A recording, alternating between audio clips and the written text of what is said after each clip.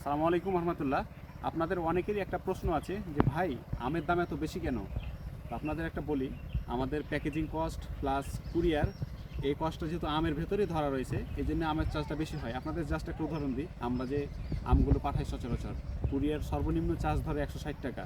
হ্যাঁ, তো এইটা একটা আছে যেটা তো আমের উপরে বর্তায়, সেই সাথে আমাদের লেবার কস্ট আছে, প্লাস আমরা যে ক্যারেট, প্লাস্টিক ক্যারেটে বেশিরভাগই যেহেতু আম দেওয়ার চেষ্টা করি, প্লাস্টিক ক্যারেটের একটা দাম আছে, সেই সাথে সেটার বস্তা আছে, আবার লেবার কস্ট আছে, আবার আমাদের যে আমটা আমরা পৌঁছে দিচ্ছি আপনার নির্দিষ্ট গন্তব্যে, মানে আমাদের কুরিয়ার তো আর বাসার ভেতরে থাকে না, কুরিয়ার তো একটা নির্দিষ্ট উপজেলায় থাকে বা জেলা সদরে থাকে।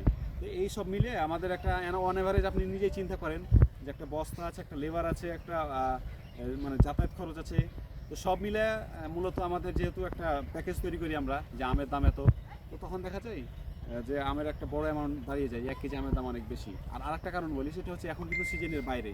তো আপনারা জানেন সিজনের বাইরে গাছে আম ধরানোর জন্য অনেক বেশি পরিশ্রম করা লাগে, যেটা সচরাচর সিজনে যেটা হয় সেটা কিন্তু হয় না। হ্যাঁ, এই জন্যে আপনার দামটা সচরাচর বেশি পড়ে যায়, ওই জন্য আপনাকে মেনে নিতে হবে, কিছু করার নাই। আমরা আমাদের অবস্থান থেকে চেষ্টা করি আপনাদের সর্বোচ্চটুকু দেওয়ার, সর্বোচ্চ কম রেটে যতটুকু পারা যায় আমাদের খরচ বাদ রেখে। কিন্তু তারপরেও দেখা যাচ্ছে একটা অ্যামাউন্ট চলে আসে। তো যাই হোক, আপনারা অবশ্যই মনে হয় এটা বুঝতে শিখবেন বা বুঝবেন, আশা করি আমার কথাটুকু হয়তো ওভাবে বুঝিয়ে বলতে পারি নাই। তো ঠিক আছে, ভালো থাকেন, ফি আমানিল্লাহ, আসসালামু আলাইকুম রহমতুল্লাহ।